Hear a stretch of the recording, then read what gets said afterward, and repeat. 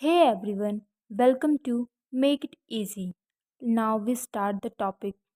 Basidiomycetes. अभी तक हमने दो मेंबर कंप्लीट कर लिए हैं फंगाई के, एस्कोमाइसिटीज एंड फाइकोमाइसिटीज। अब हम बेसिडोमाइसिटीज के बारे में पढ़ेंगे। बेसिडोमाइसिटीज को क्लब फंगी भी कहते हैं। It's also called a club fungi because जैसे कि आपने मशरूम देखा होगा, पफबॉल्स होंगे, ब्रैकेट फंगाई, ये सब इसमें एग्जाम्पल्स होते हैं। ये किस हैबिटेट में पाए जाते हैं? Grow in soil, wooden logs, trees, trumps, grow in living plant body as a parasite.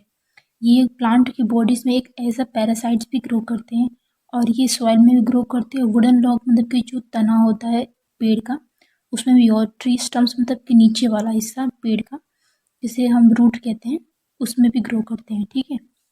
Mycelium किस टाइप के पाए जाते हैं इसके अंदर? इसमें सेप्टेड एंड ब्रांचेस माइसीलियम पाए जाते हैं। सेप्टेड और ब्रांचेस कैसे दिखते हैं? देखिए, इसमें ये सेप्टेड है, मतलब कि डिवीजन है। ये सारे माइसीलियम डिवाइडेड है, ठीक है, और उसमें एक एक न्यूक्लियस प्रेजेंट है और इसमें ब्रांचेस भी हैं। ठीक है, इसलिए इसको यूनिन्यूक्लिएट एंड मोनोकैरियोटिक भी कहेंगे, क्योंकि एक एक न्यूक्लियस हर एक डिवीजन में प्रेजेंट है। ठीक है। अब क्या होगा, इसमें एक डाइकैरियोशिएशन होगा। ये एक तरह का डिवीजन होता है जिससे एक न्यूक्लियस डबल हो जाएंगे आपस में। ठीक है, एक न्यूक्लियस अपनी दूसरी कॉपी बना लेगा, डबल न्यूक्लियस, दो न्यूक्लियस बन जाएंगे। ठीक है, तब ये बाई न्यूक्लिएटेड कहेंगे इसे, और डाइकैरियोटिक कहेंगे। और सबसे ज़्यादा ये मेन मेन यही फंगाई है। ये एक शॉर्ट लिव होता है, मतलब थोड़े समय के लिए होता है। उसके बाद डाइकैरियोशिएशन के बाद ये लॉन्ग लिव। ठीक है, सबसे ज़्यादा टाइम तक ये रहता है। ठीक है, ये सेक्सुअली रिप्रोडक्शन करता है। अब हम रिप्रोडक्शन पढ़ेंगे बेसिडोमाइसिटीज़ में। ये दो तरीके की रिप्रोडक्शन परफॉर्म करते हैं, vegetative and sexual reproduction. Vegetative reproduction हमने पहले भी अपने प्रीवियस वीडियो में पढ़ा है। एक माइसिलियम का सिंपल सा एक पार्ट से न्यू पार्ट ग्रो होगा। ठीक है। अब हम एसेक्सुअल रिप्रोडक्शन के बारे में पढ़ते हैं। एसेक्सुअल रिप्रोडक्शन कि इसमें क्या होता है, जैसे कि ये दो दो हाइफा है, दो माइसिलियम का हाइफा है। ये दोनों डिफरेंट जेनेटिक्स है, मतलब कि सेम, ये बिल्कुल सेम वही था, लेकिन ये डिफरेंट जेनेटिक्स होते, जीनोटाइप होते हैं इनके, तभी ये दोनों फर्टिलाइजेशन करेंगे, फ्यूज होंगे। ठीक है, रिप्रोडक्शन रिप्रोडक्शन करेंगे। इसके बाद क्या होता है, जब ये फ्यूज़ करते हैं, रिप्रोडक्शन करते हैं, तो ये दोनों जो न्यूक्लियस है, ये दोनों एक सेल के अंदर आ जाते हैं, फ्यूज़ हो जाते हैं। ठीक है, फ्यूज़ होने के बाद ये डाइकैरियन और डाइकैरियोटिक सेल बन जाते हैं।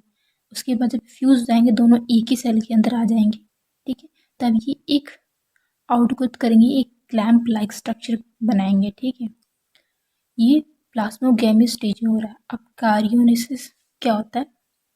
कार्योनिसिस में ये होता है कि ये जो एक सेल से दूसरे सेल में अपने न्यूक्लियस ट्रांसफर करेंगे with help of clamp. Clamp एक कनेक्शन बन जाएगा दो सेल के बीच में, कि इससे न्यूक्लियस ये यहाँ पहुँचाएंगे। ये यूनी न्यूक्लिएट है, ये मल्टी ये बाई न्यूक्लिएट है ना। ठीक है, तो ये बाय है, तो इसमें जो यूनी है उसके पास अपना दूसरा न्यूक्लियस भेजेंगे। ठीक है, इसी तरह ये पूरे माइसीलियम में, पूरे हाइफा में ये वर्क करेंगे। ठीक है, जिसमें ये देखो, इसमें दो है तो इसमें एक वाले सेल में ये दूसरा न्यूक्लियस भेजेंगे। इसमें दो है तो ये अपना एक न्यूक्लियस इस वाले यूनिसेलुलर में भेजेंगे। ठीक है, तो ये इसे क्या बोलते हैं? डाइकैरियोशिएशन। हमने पहले पढ़ा था डाइकैरियोशिएशन। ठीक है, अब क्या होगा, पूरे हाइफा में, पूरे माइसीलियम में डबल डबल न्यूक्लियस हो जाएंगे। ठीक है, बराबर। अब ये डाइकैरियोटिक माइसीलियम बन गया। ठीक है, आपको यहाँ तक समझ में आया? ठीक है, अब डाइकैरियोटिक माइसीलियम बन गया, तो अब क्या होगा, अब इसकी अब इसके ऊपर एक आउट ग्रोथ होगी। ठीक है, एक क्लब लाइक आउट ग्रोथ होगी, इसलिए इसको क्लब फंगाई हम कहते थे ना, बेसिडोमाइसिटीज को। तो ये बल्ब टाइप का एक स्ट्रक्चर बन गया, हर एक जो डबल डबल न्यूक्लियस थे। ठीक है, अब इसे बेसिडम कहेंगे या बेसिडो कहेंगे। ठीक है, इस वाले सिंगल को। ठीक है, अब क्या होगा, जो ये दो न्यूक्लियस है ना, अब इस बल्ब टाइप के एक क्लब शेप, अब दो न्यूक्लियस है ना, इस क्लब शेप स्ट्रक्चर में ट्रांसफर हो जाएंगे। ठीक है, ऐसे। अब ट्रांसफर होने के बाद अब ट्रांसफ़र होने के बाद देखो ये ऐसे दिखाई देंगे।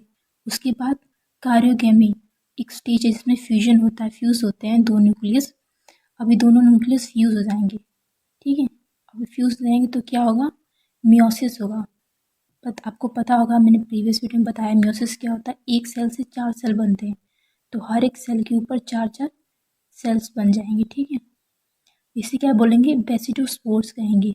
ये एक्सोजीनियस होते हैं और उसको सेक्सुअल स्पोर भी कहते हैं। एक्सोजीनियस क्यों कह रहे हैं, क्योंकि ये आउटर सरफेस पे है, ठीक है, आउटर है।